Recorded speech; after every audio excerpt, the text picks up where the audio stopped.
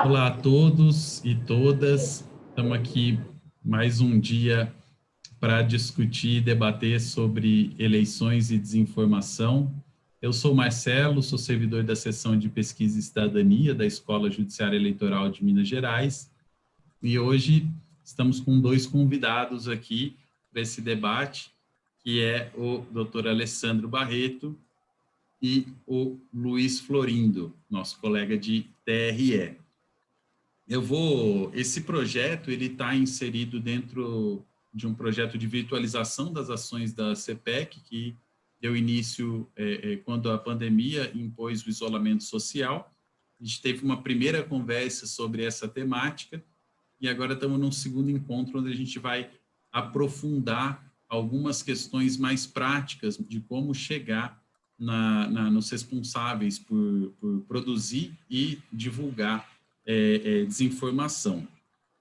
Então, apesar do título ser genérico, muito se conversa sobre desinformação e eleições, e aqui no Brasil sabemos que o WhatsApp e o Facebook são né, a rede social e o aplicativo de mensagem mais utilizado pelos brasileiros, e é onde a gente percebe a incidência maior de casos de desinformação. Então, nessa conversa, o objetivo é a gente entender como que aquela desinformação que chega por um grupo de WhatsApp, uma mensagem de WhatsApp, ou num post no Facebook, como que o sistema de justiça faz para que a gente chegue até os responsáveis por essa desinformação.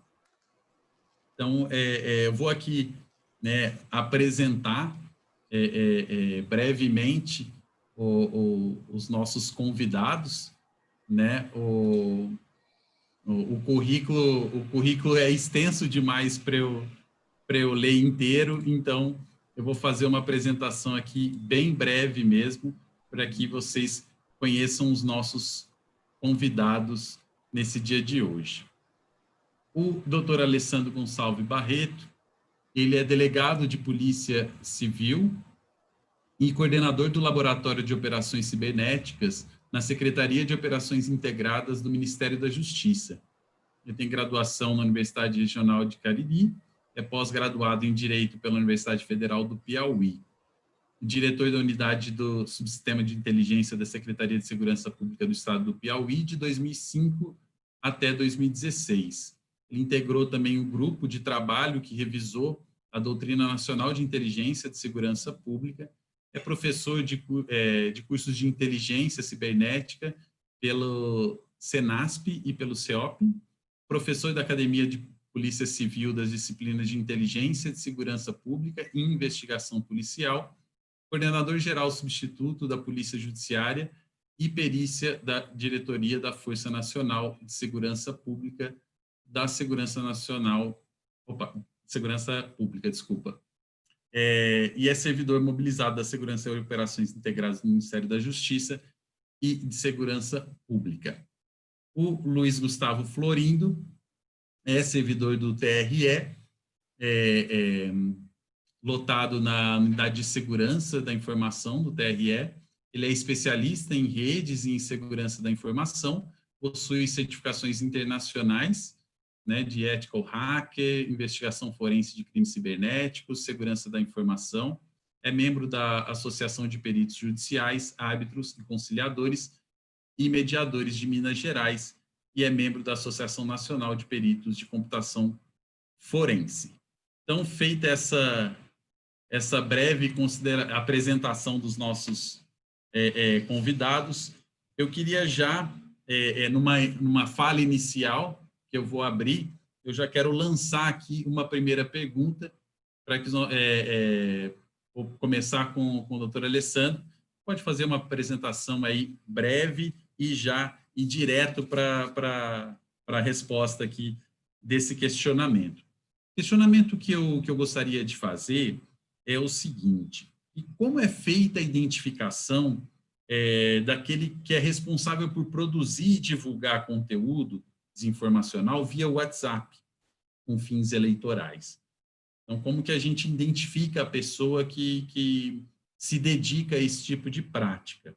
E quando essa pessoa também se protege, né, se esconde utilizando um perfil falso, se ainda assim a gente consegue chegar até a pessoa. E se é possível identificar esse autor com uma celeridade própria do processo eleitoral, né? E quando é identificada a pessoa, é identificado aquele conteúdo irregular que circulou no WhatsApp, como é feita a remoção desse conteúdo, ou pelo menos a proibição desse conteúdo de ser veiculado, né? A gente sabe que no WhatsApp não há propriamente, né, a postagem de conteúdo, mas a circulação. Então, como é feita a barragem dessa circulação aí de conteúdo desinformacional? Doutor Alessandro, a palavra é sua.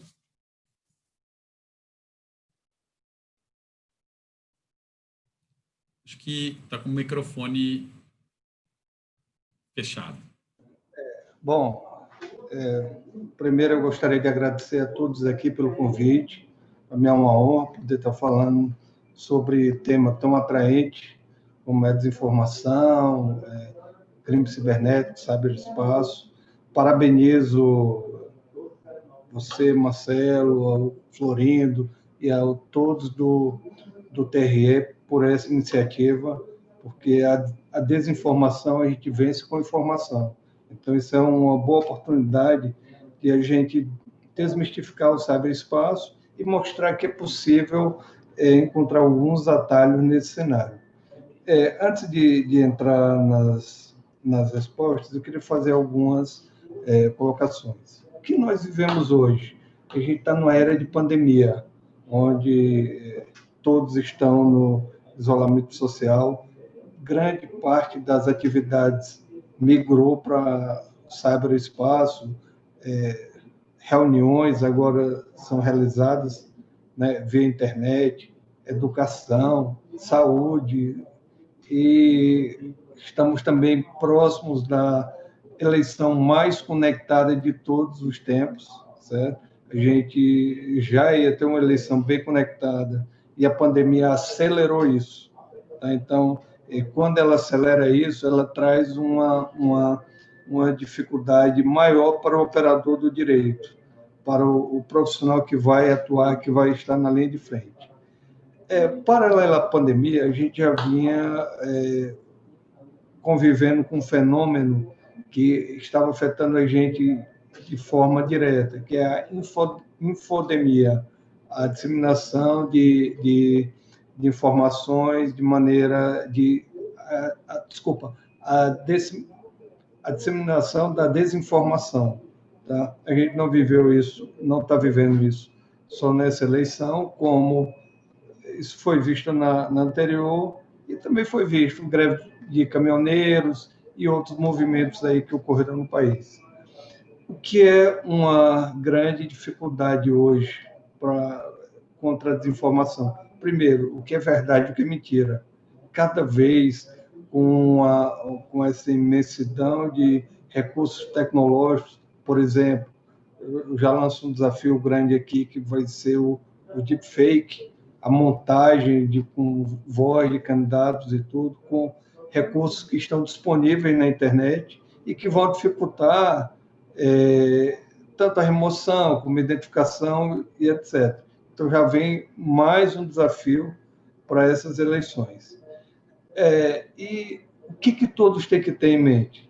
Que quando alguém comete um crime na internet, não difere do crime que é cometido no espaço físico. Da mesma forma que o espaço físico, na internet, quem praticou o ato vai deixar evidências que, desde que trabalhar de forma correta, elas vão atribuir autoria, vão individualizar a autoria aos responsáveis. Então, não é o fato de você utilizar o WhatsApp, utilizar uma rede social ou uma conta de e-mail que vai ficar impune. O que o profissional precisa atuar? Primeiro, numa preservação rápida, a evidência é bem volátil no ciberespaço, então há necessidade de preservar rapidamente seja por certidão de escrivão de polícia, seja por utilização de plataformas, seja por ato notarial, independe. E também o profissional do direito entender que é possível, primeiro, identificar, você falou, Marcelo, sobre a questão do conteúdo que é colocado em WhatsApp. O que vai precisar? Primeiro, identificar ou individualizar aquela conta. Não dá para dizer, é o telefone do Marcelo. É o telefone mais 5531, alguma coisa que passou a mensagem. Você começa a esse ponto. O que vai precisar também? Por exemplo, quando alguém dissemina um conteúdo pode ser com o perfil dele, pode ser com perfil falso.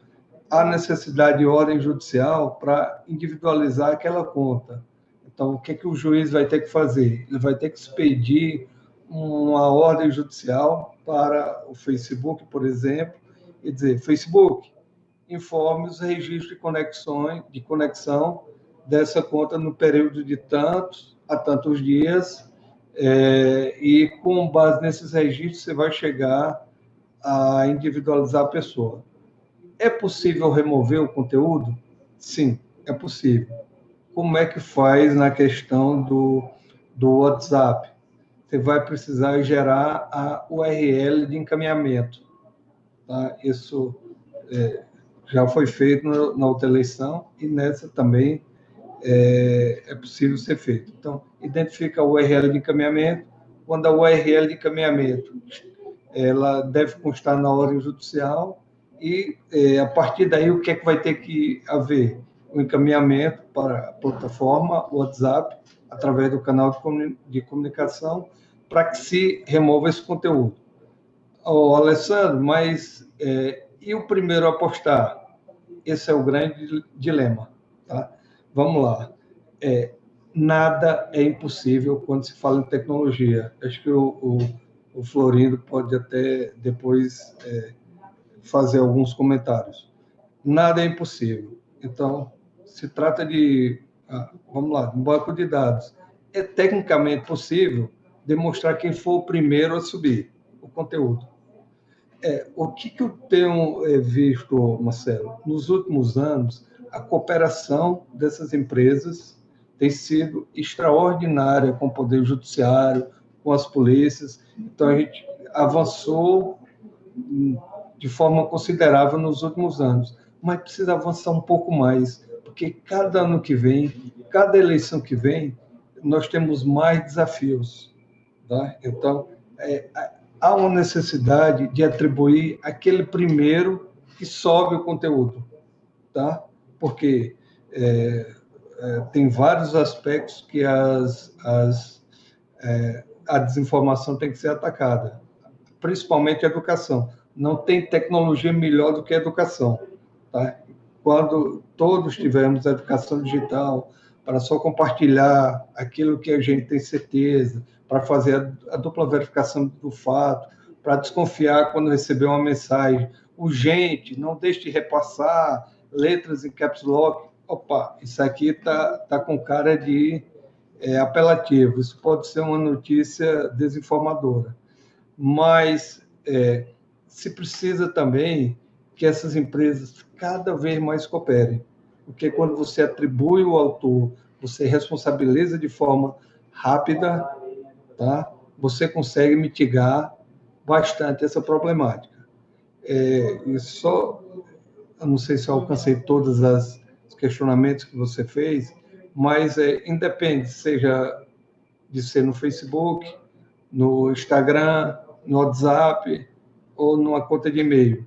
É possível, sim, atribuir autoria, precisamos atribuir autoria, e o que vai prevalecer muito, para concluir, Marcelo, é o princípio da oportunidade. Tá? Identificou um fato, se representa, a ordem judicial é expedida num tempo oportuno e é encaminhada para a plataforma para também fazer exclusão no tempo oportuno. Isso é um caminho que deve ser seguido para que a gente mitigue os impactos da desinformação no processo democrático. Tá ótimo, obrigado, doutor Alessandro. A gente acaba, na segunda fala, a gente aprofunda mais algumas questões técnicas aí que eu acho que é de curiosidade de todo mundo. Queria fazer uma pergunta agora direcionada ao Florindo, e já abrindo a sua fala inicial, Florindo, já é um caso mais prático mesmo, vamos lá. Eu recebi pelo WhatsApp uma fake news contra o meu candidato. Eu sou um eleitor, não estou envolvido diretamente com a campanha, não sou candidato e nem apoio, né, nem trabalho diretamente na campanha de ninguém, mas tenho o meu candidato, tenho a minha preferência. Eu recebi no meu WhatsApp uma fake news sobre o meu candidato. Quais os elementos que é preciso reunir ali para que seja possível eu denunciar essa desinformação? E uma vez que eu reúna esses elementos, onde e como eu posso fazer essa denúncia? Né? E feita essa denúncia, caso ela venha né, de fato se verificar que se tratava de uma desinformação, existe um direito de resposta no caso de uma desinformação que corre pelo WhatsApp? Como que acontece esse direito de resposta no WhatsApp? Vamos lá, Marcelo. Doutor Alessandro Barreto, ele conceituou muito bem aí o que é a desinformação, né? O que acontece com a desinformação é que o eleitor ele é bombardeado, né, com uma série de informações que, no final das contas, ele não sabe mais o que é verdade e o que é mentira. Ele não tem mais onde ter referência, né, para poder decidir. Né? Levando um pouquinho para a seara técnica, a gente tem um ataque na internet que chamam de negação de serviço. E é um ataque que tem o objetivo de desorientar o computador, né, desorientar os computadores e, em último caso, travar o computador. Então, o computador ele para de funcionar por inanição. Quer dizer, você tira tantos recursos do computador, de memória, de processador, que você leva aquele computador a travar. Então, eu falo muito que o ataque de desinformação ele é um ataque que veio do mundo digital para o mundo real. Né? Então, normalmente a internet ela só propicia um novo meio para poder continuar fazendo os mesmos crimes. Né? Mas, nesse caso específico, a gente tem um caminho contrário. Né? A gente tem o caminho vindo da internet, de uma dinâmica de um ataque cibernético sendo empregado no mundo real. E importante conceituar essa questão um pouquinho do ataque cibernético, porque a gente tem vários governos, né, mundo afora, os Estados Unidos, a própria União Europeia, eles já entendem que o ataque de desinformação ele é um ataque cibernético, com dinâmica de ataque cibernético, coordenado como um ataque cibernético, com o alvo sendo as pessoas, né? Então, só fazendo esse paralelo, né, a respeito da desinformação.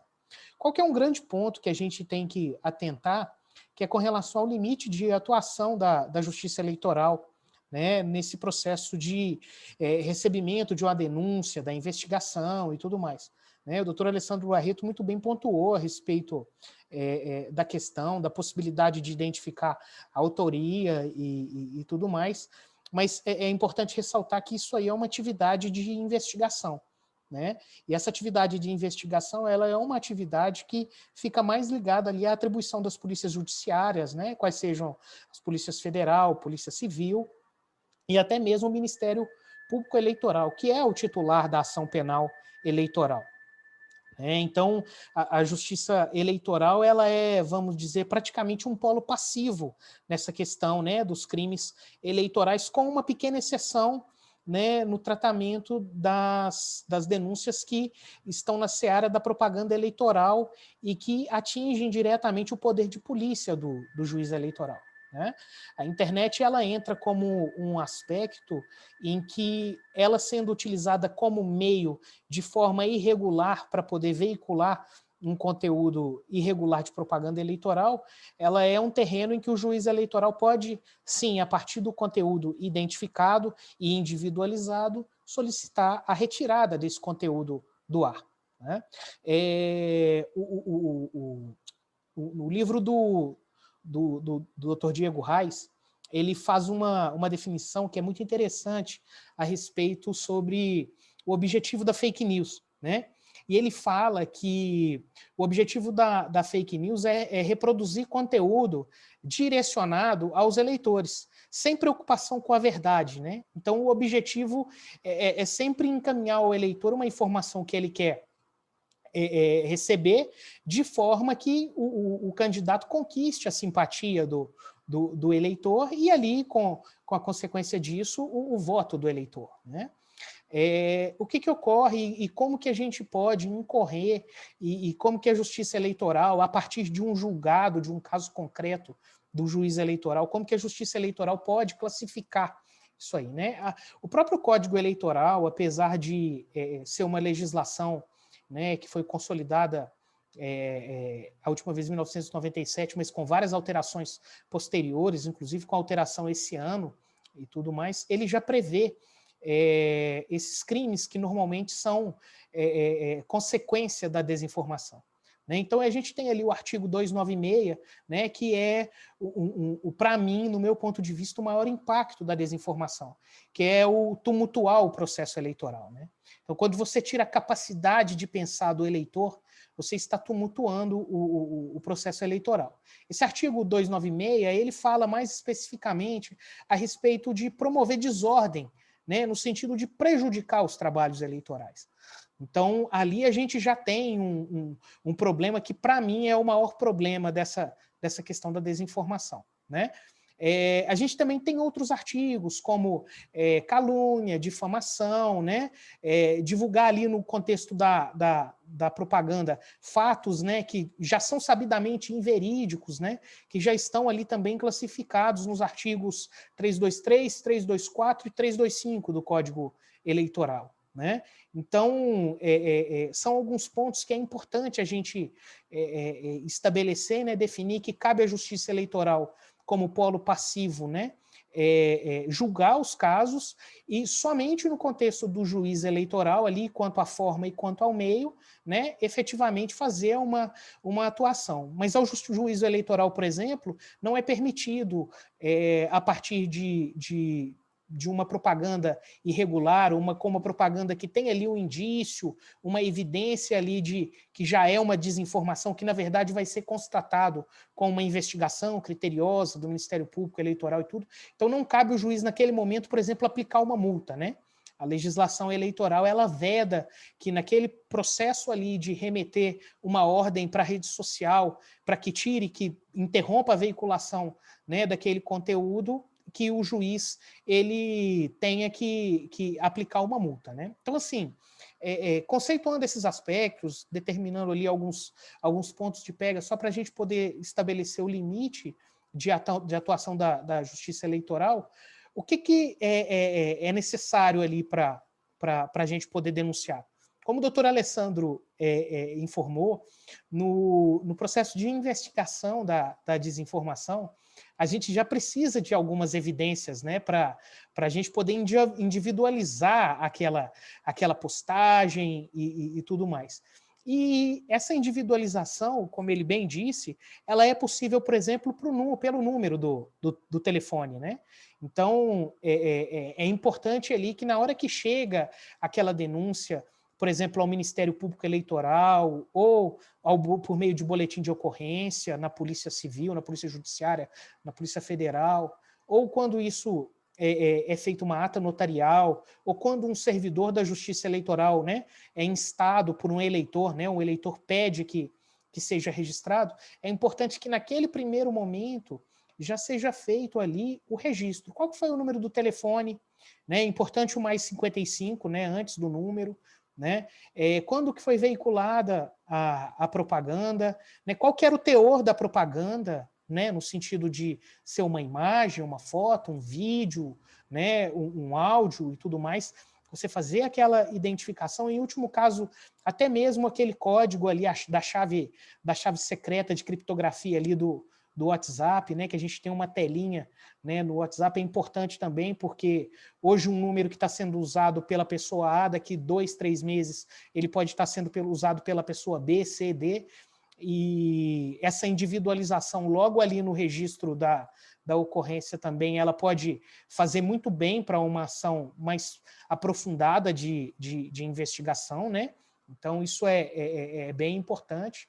E a gente tem, além desses mecanismos, agora com a pandemia, e dado esse contexto todo, né, de inovação com relação à questão né, eleitoral, o próprio TSE estabeleceu um canal de denúncias online, né, que em caso de suspeita de desinformação, o próprio eleitor pode ali fazer a coleta daquelas evidências, né, a aquisição daquelas evidências e postar no site do TSE. Né, foi uma iniciativa do TSE que abarca especificamente o WhatsApp, né, e que, adicionalmente às formas padrão, né, de denúncia de crimes eleitorais, ela se presta à desinformação expressa ao WhatsApp, que é, na verdade, o caso concreto, né, que você propôs aí para a gente poder explicar. Esse site ele é acessível pelo denúncia-whatsapp.tse.jus.br/dew/rest/denúncia. Acho até importante, se a gente puder, né, na hora de publicar esse conteúdo, a gente poder publicar os links, né, para isso aí servir como referência. Acho que isso aí seja importante, Marcelo. E para facilitar a vida ali, né, do eleitor, né, que quer se inteirar sobre esse canal específico.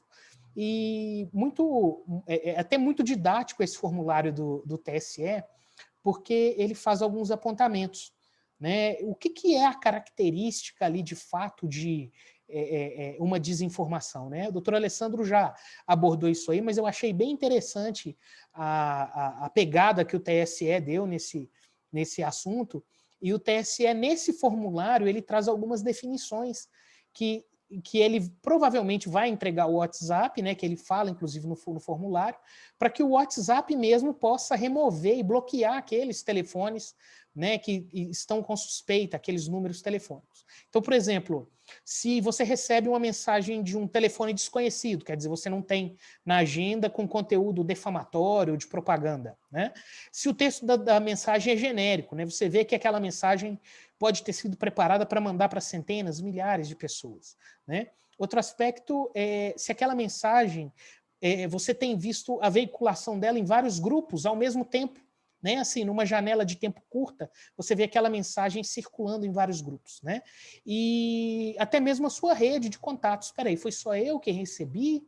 Ou tem mais algumas pessoas da minha rede de contatos que também recebeu, né, essa denúncia? Então, assim, são alguns pontos que o TSE colocou e que vão auxiliar bastante. Quando a gente fala não só dos tópicos que você colocou lá no começo, né, que são relativos até mesmo à atuação, da Justiça Eleitoral, o WhatsApp ele liberou alguns canais, né, de denúncia para a Justiça Eleitoral. Isso aí já tem sido divulgado aos cartórios eleitorais, né, e ele tem 2 canais, um canal para questões eleitorais criminais, outro canal para questões cíveis e administrativas do processo eleitoral.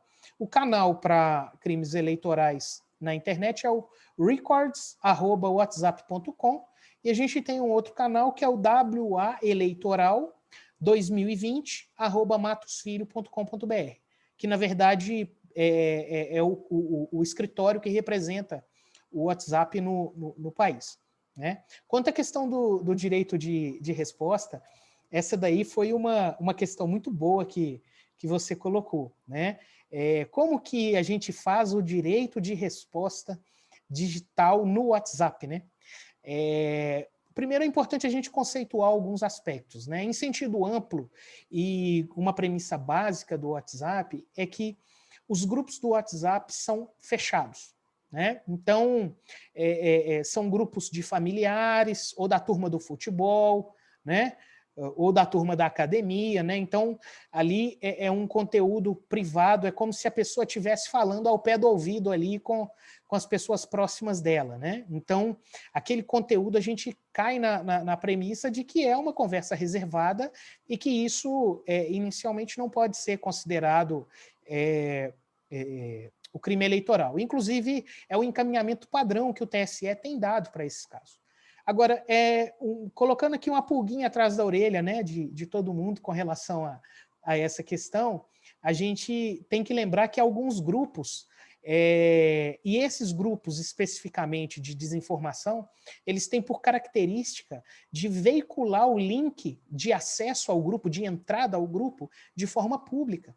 Então, quando fica evidenciado que esse link ele é acessível de forma pública e que aquele grupo não é um grupo para poder tratar de um assunto específico, de um público específico, isso pode restar, né, mediante análise do caso concreto pelo juízo eleitoral, né, que foi instado a se manifestar sobre o caso, pode restar ali, sim, algum direito de resposta dentro daquele grupo. Né? Tecnicamente, a questão se desenrola de uma forma muito fácil, porque todo grupo no WhatsApp ele tem um administrador. Né? Então, por meio da identificação do administrador daquele grupo, né, o juiz poderia determinar que ele desse o direito de resposta ao candidato ofendido, numa situação, num caso concreto. Né? Então, isso é muito possível de ser feito. Agora, a gente tem algumas ponderações, por exemplo, será que aquele grupo estaria disposto a ouvir, né, o candidato ofendido a falar? Então, a questão ela é uma questão mais jurídica, ela tem que ser analisada, né, sobre a forma de instrução do caso concreto, né, e isso tem que ser analisado caso a caso.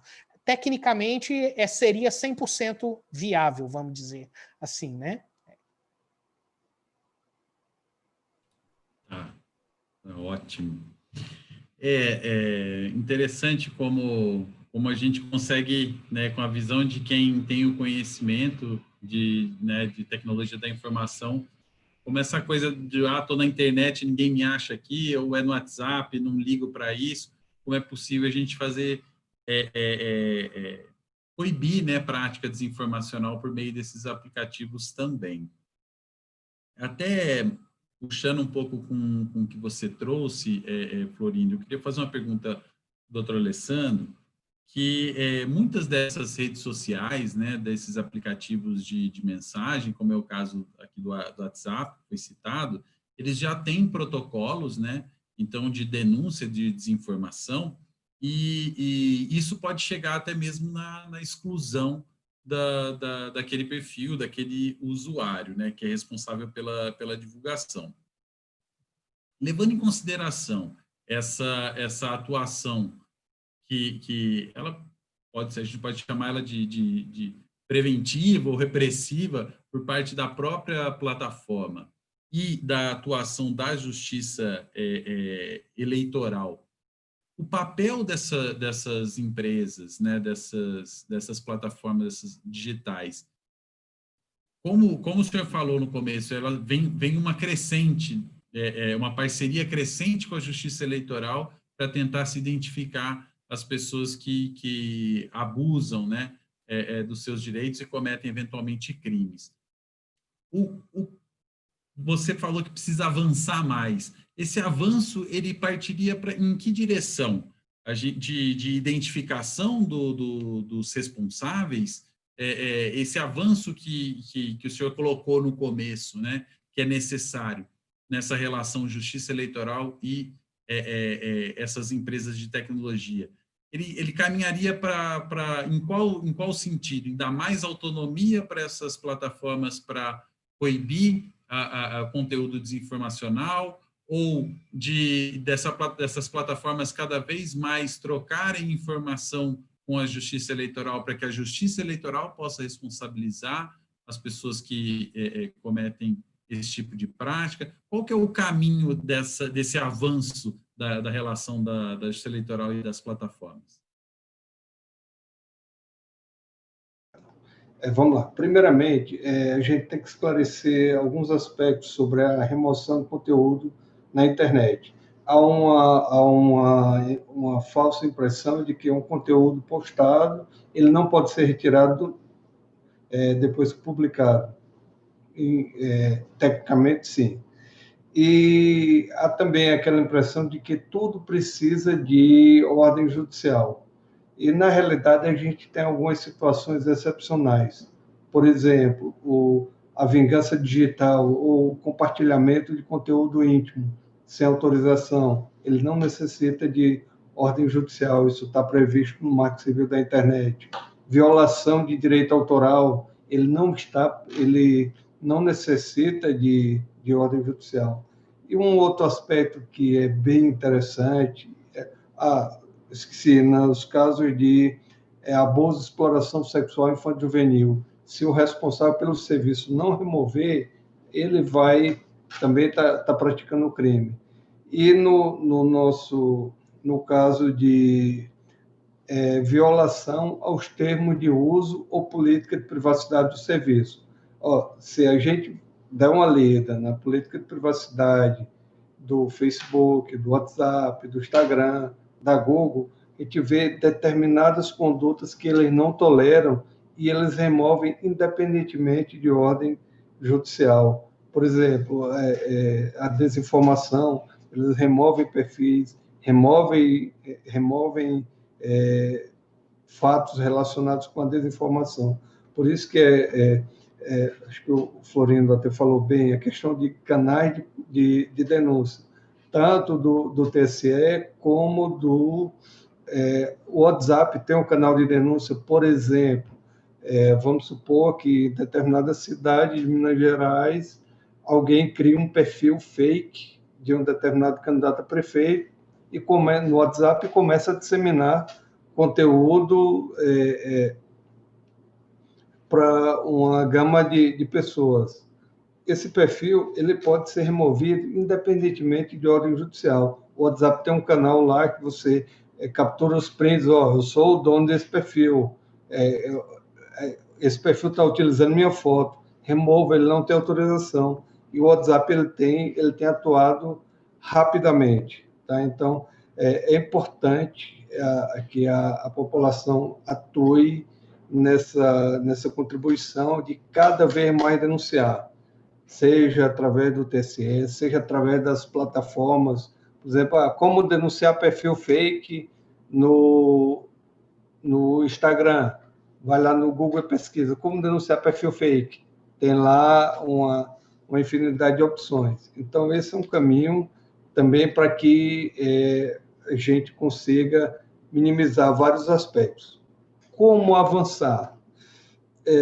Primeiro, o que a gente ainda sente dificuldade? Alguns dados, as empresas solicitam cooperação jurídica internacional. Tá? Na época da velocidade da informação, às vezes o tempo é vida. Então, não dá para a gente precisar de apenas um pequeno dado para concluir a investigação, precisar de uma cooperação jurídica internacional que talvez demore 6 meses, um ano e meio, e vamos trazer isso para o cenário eleitoral, talvez o candidato seja eleito, cumpra o mandato dele, quando terminar na outra eleição que vai ver o resultado. Então, a gente precisa avançar nesse aspecto. Avançar, eu sempre solicito bastante a questão de individualizar aquele que atribui a autoria. Por exemplo, um caminho que o WhatsApp pode fazer, trabalhando em cima a gente chama aqui machine cookies, máquina de cookies, para identificar várias contas em um mesmo dispositivo.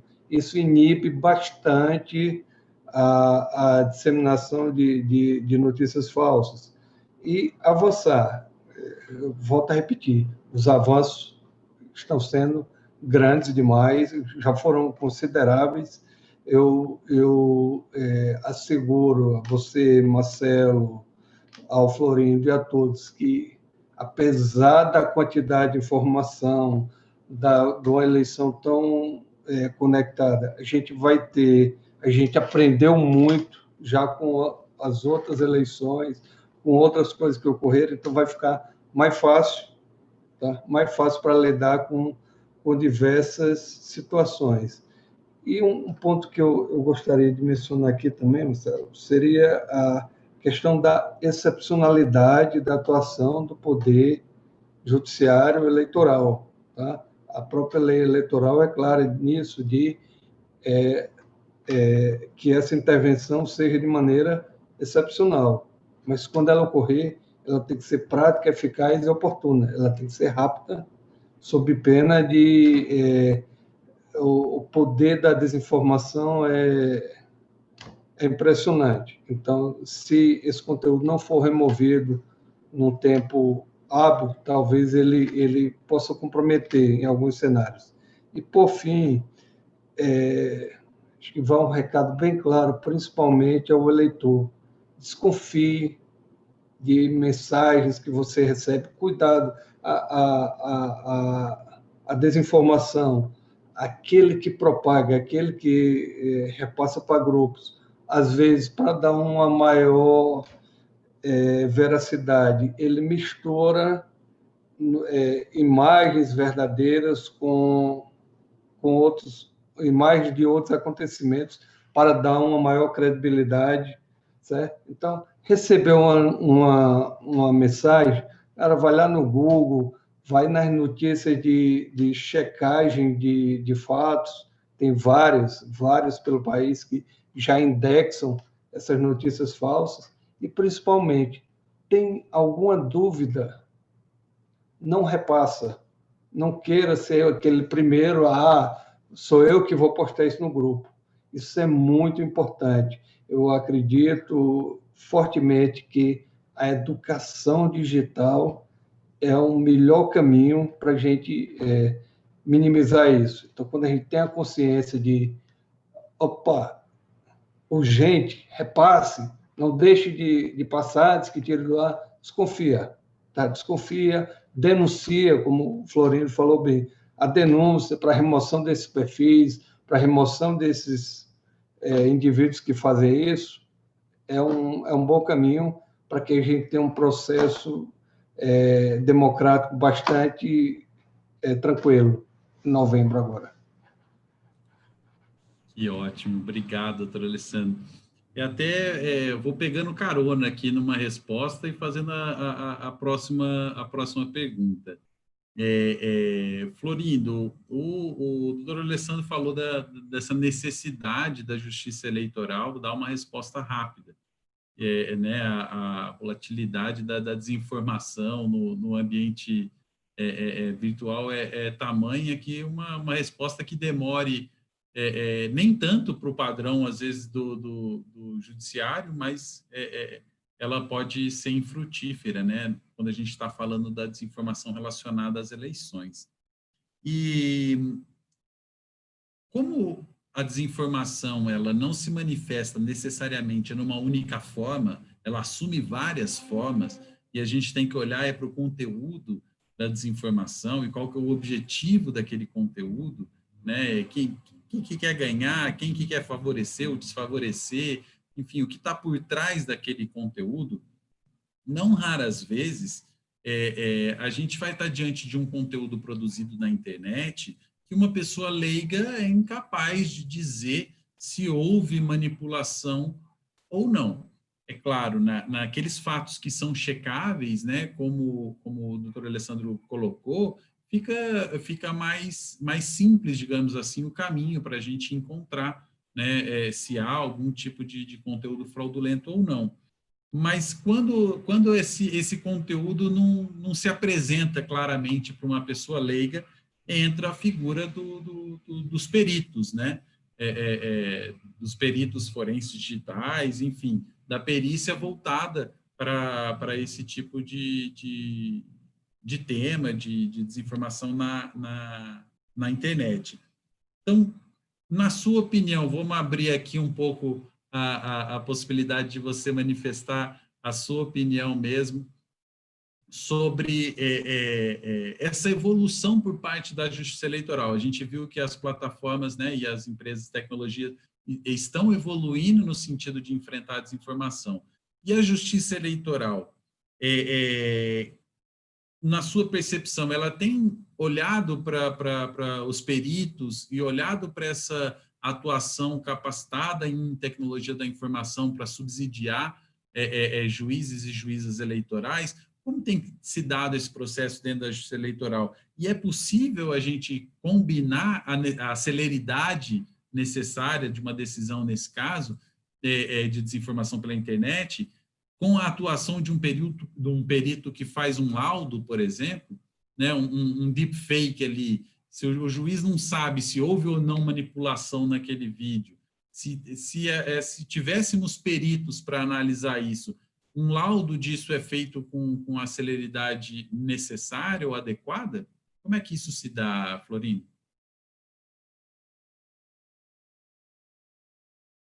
Vamos lá, Marcelo, aí tem muita pergunta numa só. Você fez várias perguntas ótimas, né? Vamos lá. O que acontece? O rito do processo judicial, né? Ele já, na verdade, comporta o perito, né? Então, a parte ofendida, né? Ela pode acionar a Justiça Eleitoral e no deslinde ali daquela ação judicial, com uma decisão preliminar do juiz ou sem uma decisão preliminar, qualquer das partes pode pedir, né, que seja constituído um perito para poder dirimir eventuais dúvidas. O que tem acontecido com relação à questão dos partidos dos partidos políticos, né? Os partidos políticos, eles têm criado equipes digitais para a eleição.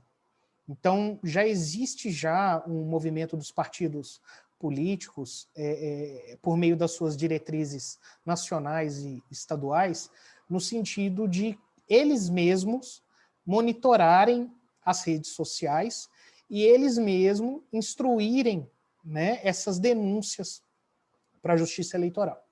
Então, ali dentro do processo, né, de instrução e de peticionamento na Justiça Eleitoral, os partidos já com os seus assistentes técnicos, que na verdade assistente técnico a gente fala só por questão nominal jurídica mesmo, mas que são os peritos dos partidos, eles já fazem essa identificação e esse processo, na maioria das vezes, já chega instruído já para o juiz eleitoral.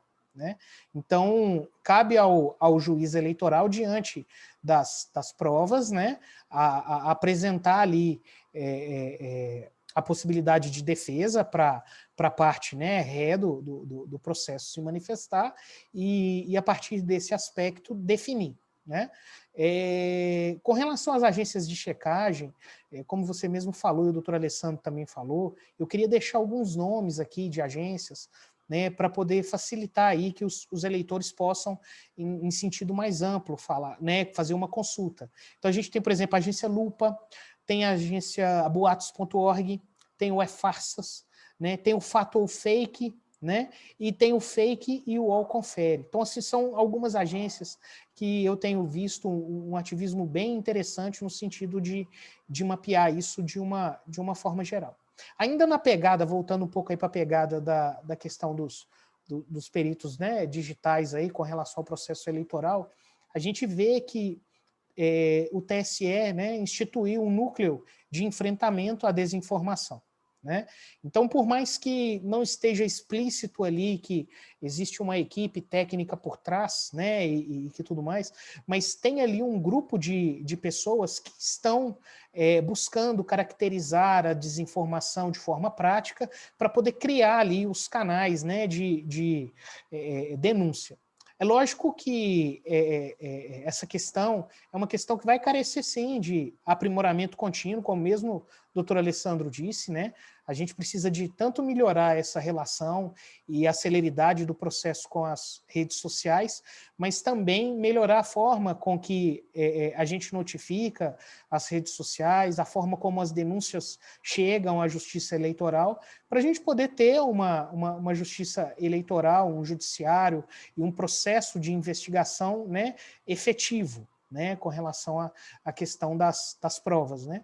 Então, por exemplo, a Polícia Federal e a Polícia Civil, a gente precisa de uma ação estruturadora dentro, né, dessas polícias judiciárias, no sentido de criar uma força maior, né, nessa seara da tecnologia. Né? É comum a gente verificar, eu praticamente não tenho saído muito de casa por causa da pandemia, mas eu não tenho verificado nas ruas qualquer faixa, propaganda, né, com relação à questão da eleição. Então, a gente tem verificado que a cada eleição o uso da internet vai aumentar. Então, a gente pode chegar aí na próxima eleição presidencial, por exemplo, com 80%, 90% de toda a propaganda eleitoral ocorrendo na internet, né? Então, isso aí, sem dúvida, a gente carece, sim, de um aprimoramento que pode entrar, inclusive, no aprimoramento legislativo, né? Feito pelo Congresso Nacional, que é quem tem, né, a capacidade de legislar, desde criando cargos, né, para atuarem nessa área, ou até mesmo estabelecendo ali mecanismos, né, para que a Justiça Eleitoral possa lançar mão desse recurso, ou que as próprias polícias judiciárias tenham esses recursos mais disponíveis e mais ágeis para a gente poder desenvolver o processo, né? E a gente tem que lembrar também a questão da exequidade dos prazos, né, eleitorais, né? A gente tem o poder de polícia do juiz eleitoral, que tem um processo praticamente sumário, né? O rito, ele ocorre ali dentro de 24, 48 horas, e é um rito que tem que ser feito de forma ágil. Eu falo muito que esse processo, ele é muito próximo daquele processo do acidente de trânsito, né? Então, aconteceu ali o acidente de trânsito, teve alguma vítima, a gente sabe que precisa de o perito chegar ali e isolar o local e fazer as fotos e registrar as constatações feitas naquele momento, né? É uma coisa muito interessante, porque parece muito com o CSI, né? Ninguém chega aqui, isola, ninguém põe a mão em nada, né? Eu acho que todo mundo aí já deve ter visto aí uma cena do CSI, essas séries policiais que passam na internet. É aquilo ali, peraí, ninguém põe a mão, ninguém mexe, o perito chega, faz a constatação, faz os registros que ele entender suficiente para o restante da investigação e já emite ali um laudo preliminar, né, que já poderia ser utilizado pelo juiz eleitoral. Por exemplo, o doutor Alessandro tocou nesse assunto, você também tocou nesse assunto, com relação à questão das deepfakes, né? Por enquanto, no processo de eleições municipais, ainda não chegou aqui no TRE, ao nosso conhecimento, nenhuma denúncia a respeito de deepfake. Mas a gente sabe, em pesquisas que a gente tem feito já há algum tempo a respeito do assunto, que às vezes a gente não precisa de verificar o teor total do áudio ou o teor total de uma deepfake de vídeo, né? Há formas de identificar certos padrões, né, no áudio e no vídeo que demonstram ali a inconformidade, quer dizer, demonstram que aquilo é uma fraude, né? Então, assim, a gente precisa, sim, de aprofundar nesse tipo de análise, nesse tipo de protocolo técnico, né, com a finalidade, sim, de garantir cada dia mais a legitimidade do processo eleitoral e de proteger o eleitor, né? Eu lembro muito da preocupação da Justiça Eleitoral do voto de cabresto, né? Então, dentro do voto de cabresto, que eram os senhores, os coronéis que mandavam os empregados votar no candidato A, B ou C, né, a gente agora tem um movimento de voto de cabresto digital. É praticamente você forçar o eleitor para caminhar ali, você tira a capacidade de poder de decisão do eleitor sem ele saber, né? Então, assim, a Justiça Eleitoral precisa ali, carece sim de aprimoramento nessas questões, mas não só a Justiça Eleitoral, né? Todo o sistema judiciário, partindo das polícias judiciárias, a Justiça Eleitoral e até mesmo o Congresso Nacional legislando, né? E são todas formas que são necessárias, né?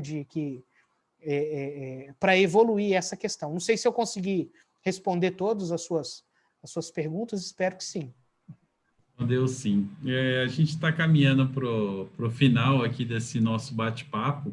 Eu queria passar a palavra para o doutor Alessandro fazer as considerações finais dele, mas queria pedir de presente de Natal, como que a gente faz para descobrir o primeiro a postar o conteúdo no WhatsApp? Eu acho que eu estava vendo até na sua obra, doutora Alessandra, na Cyber Dicas, eleições 2020, né, você aborda essa questão. Né, como que, quando a desinformação se dá no WhatsApp, o que é um caso muito particular do Brasil, né, diferente de outros países onde outras redes sociais mesmo são mais utilizadas para desinformar, no Brasil a gente tem um cenário com o WhatsApp aí, sendo o aplicativo de mensagens onde o brasileiro mais se comunica durante a eleição, mais discute sobre política, etc.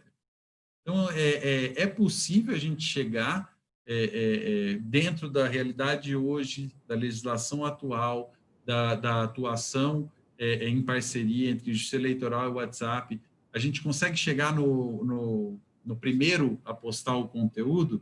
E aproveito para agradecer e pedir para que o senhor já faça até as suas considerações finais.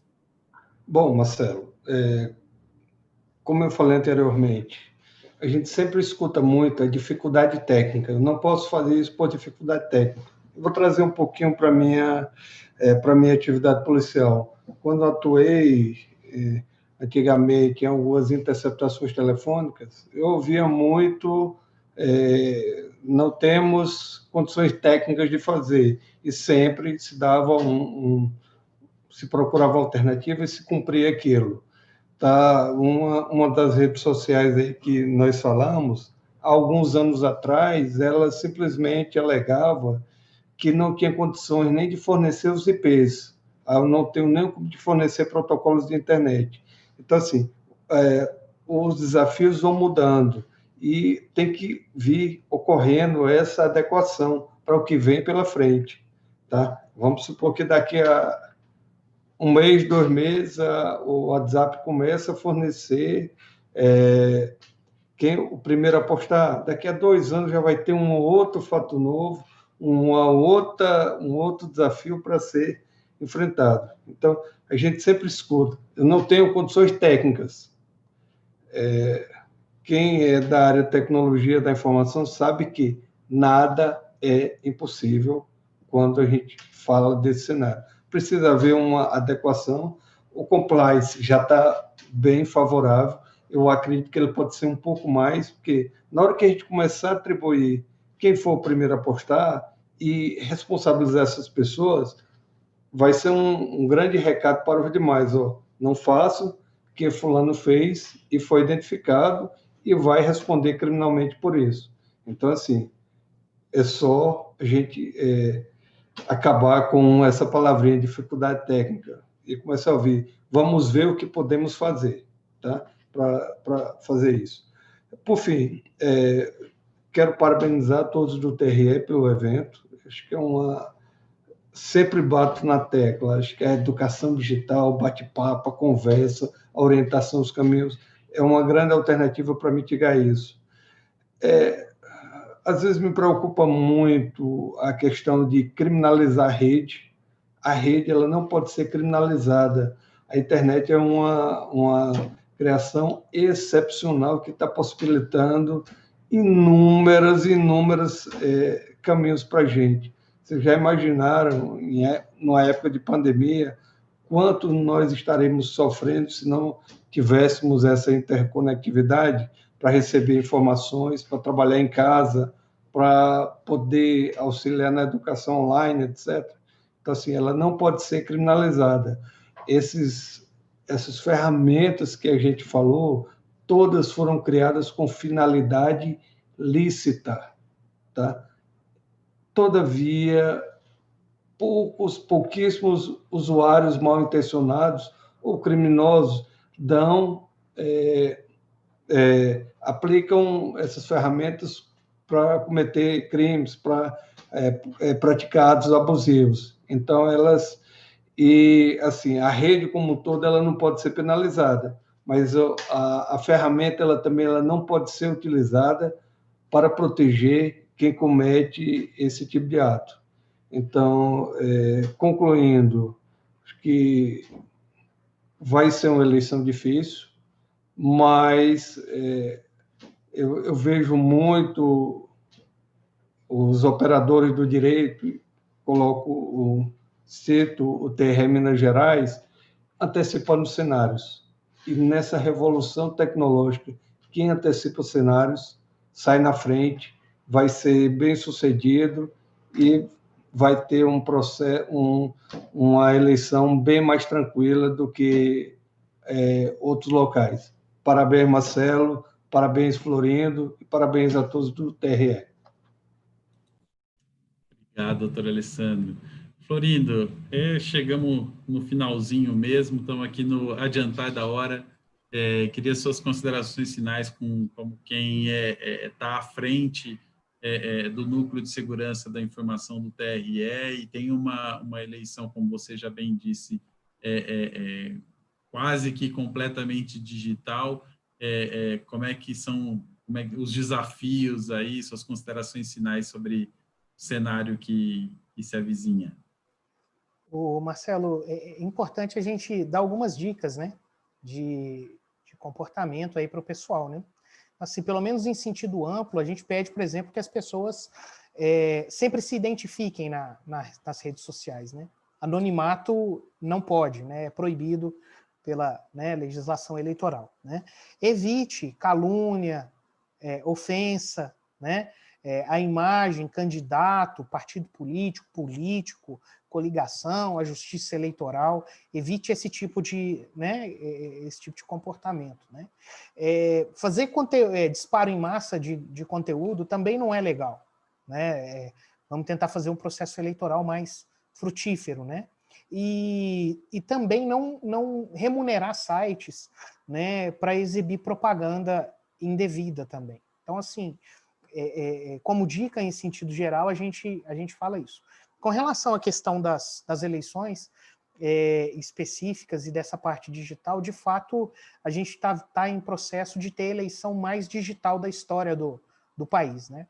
E a gente tem, sim, tido uma preocupação especial com relação a essa questão, sobre a perspectiva de segurança da informação, né? A gente tem um grupo do TSE, né, formado pela presidência do TSE, que cuida dessa seara de segurança da informação, né, e que tem criado protocolos no sentido de aumentar a segurança do sistema eletrônico de votação, né, e da estrutura que permite que as eleições sejam feitas, né, e o que a gente torce é que a eleição seja o mais saudável possível, né, e que vençam os melhores candidatos que vão fazer as melhorias que o país precisa, né, que as cidades do país precisa, né? Eu te agradeço enormemente pela oportunidade de participar desse painel, né? Participar com o doutor Alessandro Barreto, que é uma honra para mim. Já falei com ele que eu tenho todos os livros dele, então, quando eu encontrar com ele vai ficar com a mão doendo de tanto dar autógrafo, e eu quero dedicatória também em todos os livros dele. Então, na verdade, eu te agradeço fortemente aí pela oportunidade, a gente está à disposição, né? E foi um prazer aí, né? Uma honra enorme para a gente poder estar participando desse tipo de evento e podendo fazer uma troca de informação, né? Como a que foi feita hoje, né? Só tenho a te agradecer e a Escola Judiciária. Muito obrigado. Obrigado, Florindo. Eu, em nome quero agradecer desde do nosso presidente do tribunal, desembargador Alexandre, a diretora da escola, a doutora Roberta, a coordenadora da escola, a Noriko, a chefe da CPEC, a Marineia, e principalmente vocês dois pela disponibilidade, pela troca de ideia, pela experiência né, no trato desses ilícitos no ambiente virtual. A conversa da desinformação, acho que ela não vai se encerrar tão cedo, e como o doutor Alessandro falou, a cada ano a gente vai ter que se reinventar e descobrir aí quais são os caminhos mais efetivos para a gente enfrentar a desinformação. Agradeço muito a participação de vocês e agradeço a todos que nos acompanharam até aqui e vão nos acompanhar, quer dizer, né, no YouTube, e até uma próxima. Tchau, tchau e muito obrigado. Novamente, muito obrigado. Foi um prazer, pessoal.